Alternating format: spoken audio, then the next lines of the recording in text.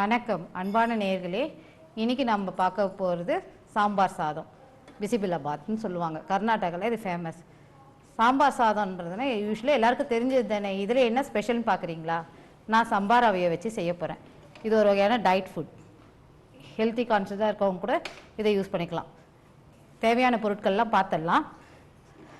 சம்பார் ரவை 1 கப், அதுக்கு 1/2 கப்பு வந்து துவரம்பருப்பு, வெங்காயம் சாம்பார் வெங்காயம், ட்ரம்ஸ்டிக் முருங்காய், கத்திரிக்காய், கேரட், பீன்ஸ், பச்சை பட்டாணி, கொடமிளகாய், தக்காளி, கொஞ்சம் கொத்தமல்லி, பூண்டு, புளி கரைச்சல். இது சாம்பார் சாதம் செய்கிறதுக்குனே ஒரு சாம்பார் பொடி ஒன்று நம்ம தயார் பண்ணிக்கணும்.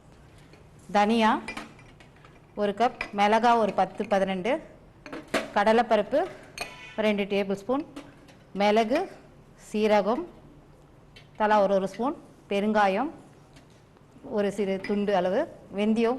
வெறும் வானலியில் ட்ரையாக இதை நல்லா ரோஸ்ட் பண்ணிக்கணும், வறுத்து எடுத்துக்கணும். அதுக்கப்புறம் மிக்சியில் நான் பொடி பண்ணி வச்சுருக்கேன். கோதுமை ரவையில் நம்ம இப்போ சாம்பார் சாதம் செய்கிறோம். அதுக்கு தேவையான பொருட்கள் பார்த்தோம். அது எப்படி செய்கிறதுன்னு ஒரு செய்முறையை நான் சொல்கிறேன். நான் முதல்ல ஒரு குக்கரில் ஒரு 2 ஸ்பூன் நெய்யை விட்டு துவரம்பருப்பை லேசாக வறுத்துக்கோங்க. அதில் கொஞ்சம் மஞ்சத்தூளும், பூண்டு, முருங்காய், தண்ணி தேவையான அளவுக்கு எக்ஸ்ட்ராவே கூட வைக்கலாம், ஒன்றும் தவறு இல்லை. இது குக்கருக்கு எந்த அளவுக்கு தேவையோ நம்ம அந்த பருப்புக்கு ஒரு 1/2 டம்ளர் எக்ஸ்ட்ரா வச்சு தண்ணி வச்சு பருப்பை வேக வச்சு எடுத்துப்போம் ஃபஸ்ட்டு. அதுக்கப்புறம் ஒரு கடாயில் காய்கறிகளை போட்டு நம்ம வதக்க போகிறோம்.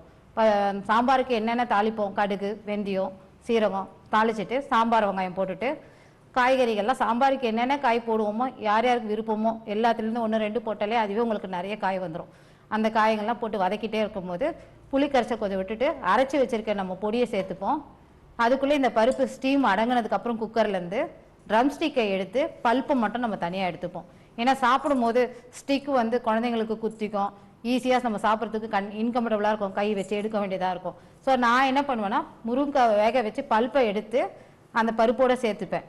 அதனால் சாப்பிட்றதுக்கு ஈஸியாக இருக்கணும், யாரும் கஷ்டப்படக்கூடாது, டேஸ்ட்டாகவும் இருக்கணுன்ற மீனில் நான் என்னோடய மெத்தட் இது மாதிரி நான் ப்ரிப்பேர் பண்ணிட்டுருக்கேன்.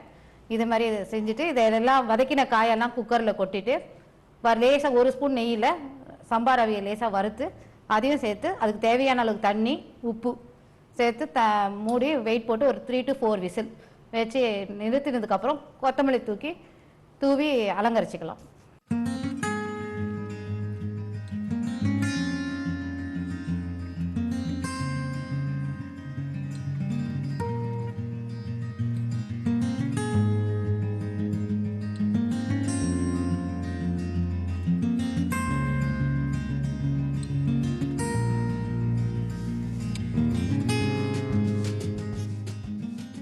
குக்கரை இப்போ நான் ஆன் பண்ணியிருக்கேன். இது குக்கர் சூடு ஏறினதும் இதில் 2 ஸ்பூன் நம்ம நெய் விடுவோம்.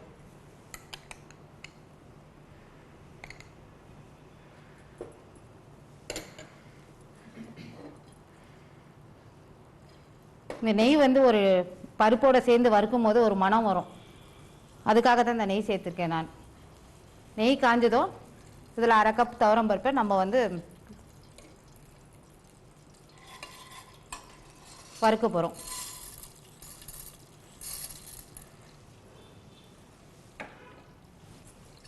அது லேசாக ரோஸ்ட் ஆகிற மாதிரி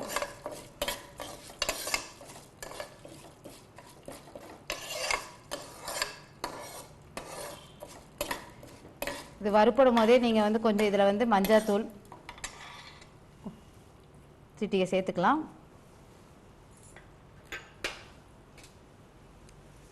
தேவையான அளவு பூண்டு,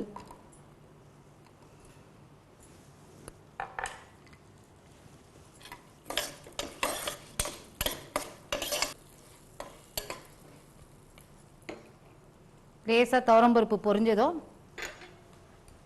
அதுலேயே இந்த ட்ரம் ஸ்டிக் 2-3 வெட்டி சேர்த்துக்கோங்க. இந்த முருங்காவை நம்ம இதோட சேர்த்துட்டு தேவையான அளவுக்கு தண்ணி ஊற்றிருக்கோம். குக்கரை இப்போ மூடிடலாம்.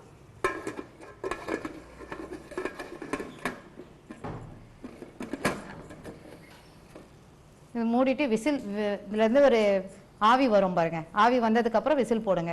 விசில் போட்டு 3-4 விசில் பருப்பு நல்லா குழையாக வேகிற அளவுக்கு இருந்தால் போதும். ஆவி நல்லா வருது பாருங்கள், வந்ததுக்கப்புறம் நம்ம விசில் போடுறோம்.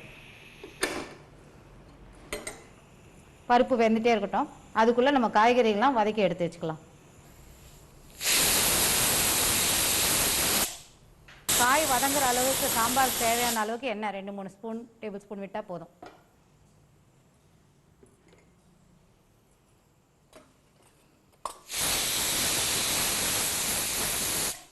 எண்ணெய் காஞ்சதும் தேவையான அளவு கடுகு,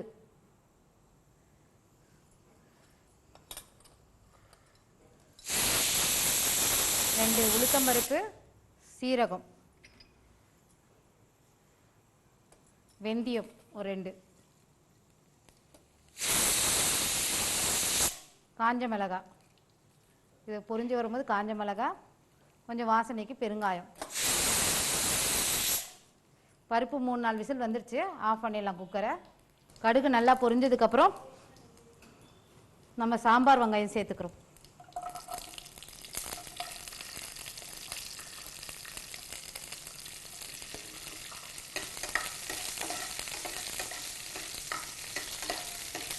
சாம்பார் வெங்காயம் வதங்கினதுக்கப்புறம் காய்கறிகள் நம்ம சேர்த்துக்கிறோம். கேரட், பீன்ஸ்,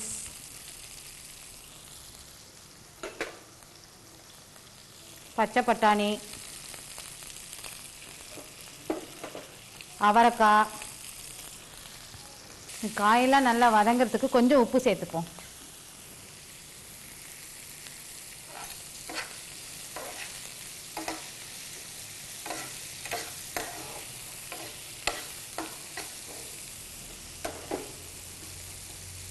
கொஞ்சம் நல்லா வதங்கியிருக்கு கேரட், அவரைக்காய்லாம், வெங்காயம்லாம். இது கூட கேப்சிகமும் கத்திரிக்காயும் நான் சேர்த்துக்கிறேன்.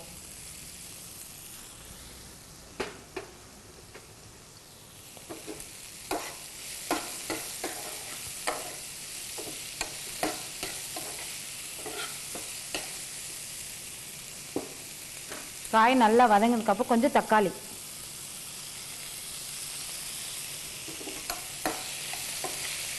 எல்லா காய்கறிகளும் சேர்த்து நம்ம இந்த பிசிபிளாபாத்தில் கொடுக்கும்போது காய்கறிகளும் சேர்த்து குழந்தைங்க சாப்பிட்ற மாதிரி இருக்கும். பார்க்கவே கலர்ஃபுல்லாக இருக்குது பாருங்கள். இந்த சாம்பார் சாதத்துக்கு தேவையான அளவுக்கு நம்ம இந்த அரைச்சி வச்சுருக்க பொடியை சேர்த்துக்கலாம். புளி கொஞ்சம் விட்டுக்கிறோம்.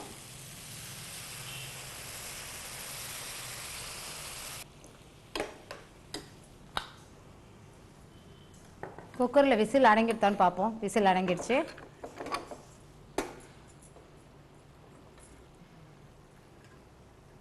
இதில் இருக்க நம்ம ட்ரம் ஸ்டிக்லாம் ஒரு பிளேட்டில் எடுத்து வச்சுக்கலாம்.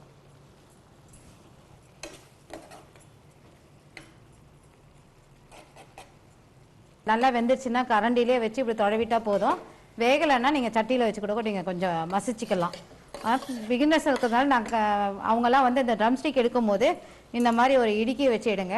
எனக்கு பழக்கம், நான் கையிலே எடுத்துட்டேன். அதோட பல்ப்பெல்லாம் இப்போ ஸ்பூன் வச்சு வலித்து நம்ம இதிலே சேர்த்துக்கலாம். பருப்பை மசிச்சிடும். இதை வதக்கி வச்சுருக்க காய்கறிங்க இது கலவையே சேர்த்துக்கிறோம். இதில்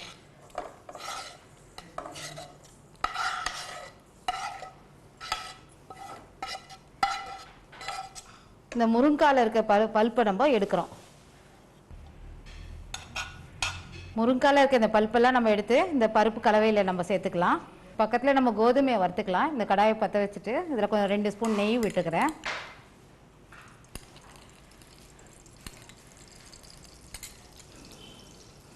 இது நான் உங்களுக்கு சொல்லிக்கிட்டே செய்கிறதுனால நேரம் ஆகிற மாதிரி தெரியாது. நீங்களே காய்களாக கட் பண்ணி வச்சுட்டு நீங்களே ப்ரிப்பேர் பண்ணுறீங்கன்னா சீக்கிரம் வந்துடும் உங்களுக்கு. பக்கத்துலேயே அதுக்குள்ளே உங்களுக்கு இந்த காய் கலவைங்கள்லாம் சேர்ந்து கொதித்து சாம்பார் பதத்துக்கு வந்திருக்கு பாருங்கள். இந்த நெய் காஞ்சிருக்கு. இந்த நம்ம ரவையை, கோதுமை ரவையை போட்டு வறுக்கிறோம். என்னதான் இருந்தாலும் கோதுமை ரவையில் டெய்லி அவங்களுக்கு உப்புமா இதே கொடுத்து அவங்களுக்கு போர் அடிச்சிருக்கோம். நமக்கு இந்த மாதிரி ஒரு வெரைட்டியாக நீங்கள் சாம்பார் சாதம் மாதிரி நீங்கள் செஞ்சு கொடுங்க. இது எல்லா காய்கறியும் சேர்த்து செய்யறதுனால ஃபுல் மீல் அப்படியே அவங்களுக்கும் ஃபுல்லான மாதிரி இருக்கும். நெய் போட்டு இப்போ கோதுமை வறுத்துருக்கிறதுனால அது ஒரு மனம் வருது பாருங்கள். இந்த லெவல் வந்த உடனே நம்ம எடுத்து நம்ம அந்த சாம்பாரில் கலந்து போட்டுக்க வேண்டியதுதான். சாம்பார் நல்லா உங்களுக்கு இந்த கொதி வந்தது அப்புறம் இந்த வறுத்து வச்சுருக்க இந்த பொடியை நம்ம சேர்த்துக்கலாம். கோதுமை ரவையை சேர்த்துட்டு கலராக இருக்கணும். இது நல்லா கொதித்து தண்ணி சுண்டிடுச்சுன்னா உங்களுக்கு தேவைன்னா இன்னும் கொஞ்சம் தண்ணி சேர்த்துக்கலாம். இது வந்து 1க்கு 3 டம்ளர் தண்ணி கணக்கில் விதத்தில் நீங்கள் செஞ்சுக்கலாம். 1 கப்புக்கு 3 டம்ளர் தண்ணி. கலராக இருந்தால் தான் நல்லா வெந்து இந்த ரவை வந்து கோதுமை ரவை தண்ணி நிறைய இழுக்கும். ஸோ பார்க்கறதுக்கு உங்களுக்கு அப்படி தெரியும்.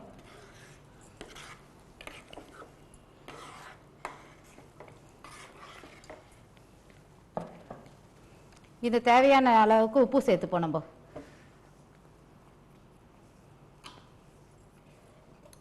இது நல்லா இப்போ சுண்டி வந்துட்டு இருக்கு. தேவைன்னா கொஞ்சம் தண்ணி கூட எக்ஸ்ட்ராவாக நீங்கள் சேர்த்துக்கோங்க. இப்போ நம்ம இதை குக்கரை மூடிட்டு வெயிட் போடுவோம். நல்லா ஆவி வந்ததுக்கப்புறம் நம்ம வெயிட் போட்டுடுவோம். நான் முதல்ல நெய்யை வந்து பருப்பில் வறுத்து போட்டேன். அது கூடவே நம்ம இந்த ரவையை சேர்த்து வறுக்கலான்னு நிறைய பேர் நினைப்பீங்க. டைம் சேவ் பண்ணணும்னு அப்படி நினச்சிடாதீங்க. பருப்பு முதல் வேக வச்சு நம்ம அதை கொஞ்சம் லேசாக மசிச்சதுக்கப்புறம் இப்போ சேர்த்திங்கன்னா அது பொலன்னு சொலையாகவும் சாஃப்டாக அந்த மாதிரி உங்களுக்கு கிடைக்கும். இதில் நம்ம கோதுமை ரவை சேர்த்துக்கிறதுனால இது டயபெட்டிக்ஸ் பேஷண்ட்ஸ்க்கெலாம் ரொம்ப ஹெல்த்தியாக இருக்கும். டெய்லி அவங்க சப்பாத்தி உப்புமா இதே அவங்க ரெகுலராக சாப்பிட்றதுனால அவங்களுக்கு ஒரு வெறுப்பாயிட்ருக்கும். இது நீங்கள் சாம்பார் சாதமாக இந்த மாதிரி நீங்கள் ப்ரிப்பேர் பண்ணி கொடுத்து பாருங்கண்ணே, ரொம்ப அவங்களுக்கு ஃபில்லிங் ஆன மாதிரி இருக்கும். ஃபுல்லாக ஏதோ சாப்பிட்ட மாதிரி அவங்களுக்கு நல்ல எனர்ஜியும் கிடைக்கும். இதனால் ஸ்டீம் அடங்கிடுச்சு. நம்ம வெயிட் எடுத்துருவோம். குக்கரை மெதுவாக திறந்துக்கோங்க. குக்கர் திறக்கும் போது கூட இப்படி தரங்க ஃப்ரெண்ட்டுக்கா. இதை நம்ம எப்படி பிளேட்டிங் பண்ணுறதுன்னு பார்ப்போம்.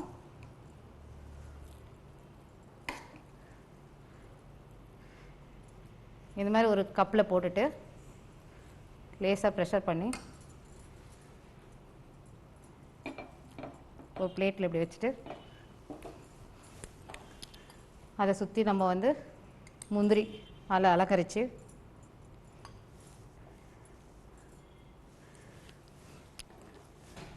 கொஞ்சம் கொத்தமல்லி